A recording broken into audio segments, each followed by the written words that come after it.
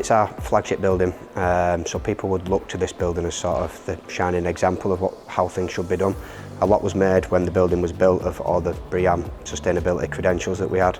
I think we've got a responsibility that if the council are pushing this agenda, for us to be right at the top of it. Rochdale Council declared a climate emergency in July 2019.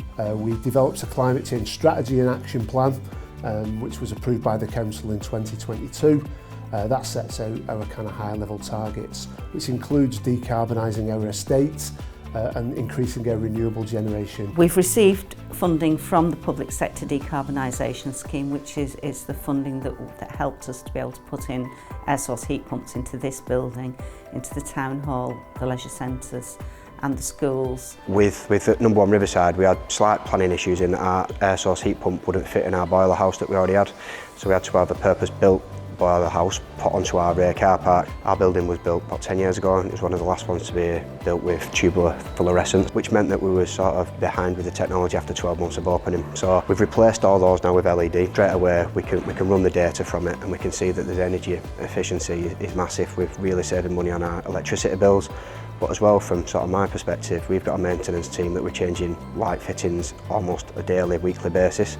They're not doing that anymore, they have a much longer life, so we're not sort of disrupting people, staff, by getting above the desk, replacing light fittings on a regular basis. Current data shows us that we've reduced carbon emissions by 140,000 kilowatt hours between November 2022 and June 2023.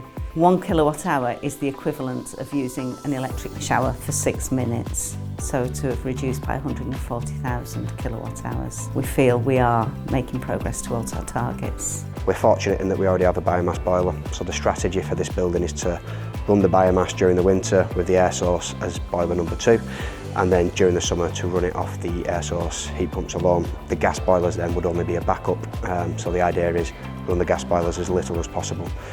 We've ran through the winter now with the biomass taking up a lot of the heavy lifting, and now proof will be in the pudding, I suppose, with the summer months. So we've just switched off the biomass, and the air source heat pumps are currently operating in this building. So yeah, we'll find out a lot more in the next couple of months of just how well that install has gone. When this building was built, there was a lot of sustainability technologies that was implemented within the building. So we have rainwater harvesting from the roof, so that flushes our toilet systems.